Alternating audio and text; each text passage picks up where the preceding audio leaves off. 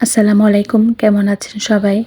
তে আজকে আমার বাসার গ্যাস সিলিন্ডার শেষ। আর দেখা যায় বোতলও পাওয়া যাইতেছে না সিলিন্ডারে। আর বাসায় রাইস কুকার আছে। তে রাইস কুকারে তো আর সবকিছু রান্না করা যায় না। তো এই চিন্তা কইরা আমি দারাজ পেজ থেকে এই হিটারটা অর্ডার করি। দেখা যায় রাইস কুকারে খিচুড়ি, মুরগির মাংস, গরুর মাংস, পোলাও এগুলো খুব সুন্দর ও সুস্বাদু হয়। কিন্তু এই মাছ ভাজা যায় না, তারপর পরোটা বানানো যায় না, অনেক কিছুই করা যায় না। চাটা, একটু নুডলস।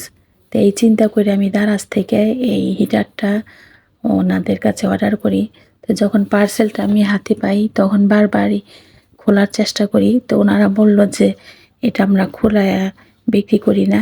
আপনি বাসায় নিয়ে তারপরে খোলায়া দেখতে পারেন। যদি সমস্যা হয় আমাদের জানাবেন।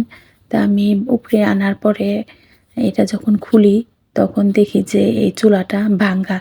৩ জায়গায় ভাঙ্গা। আর রান্না করার মতো কোনো নাই যেটাতে রান্না করব। এমন একটা অবস্থা।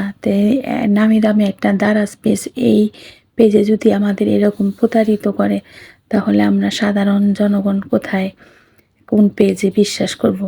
তা আমার মতো কেউ আর প্রতারিত হইবেন না। যখনই আপনারা কোনো কিছু অর্ডার করবেন এই প্যাকেটটা ছিঁড়া যাচাই বাছাই কইরা তারপরেই আপনারা এই পণ্য কিনবেন।